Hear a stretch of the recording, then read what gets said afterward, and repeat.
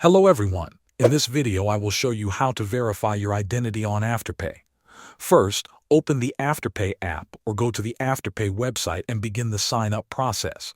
During the initial sign-up, you will need to provide accurate personal details. Afterpay uses this information to instantly verify your identity in most cases. If you receive an email or app notification to confirm details, you will need to enter the details manually. First, you will be asked to enter your email address. After that, type your legal name, including your first and last name, exactly as they appear on your legal documents. This is important because the system compares your details with official records. Next, enter your date of birth. Then add your phone number. You may also see a field that says, "Tell us more about what help you need."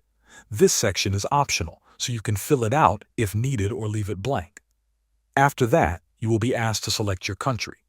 Choose your country from the list. Once everything is complete, review your information carefully and submit the form. Next, you will be guided to upload identification documents.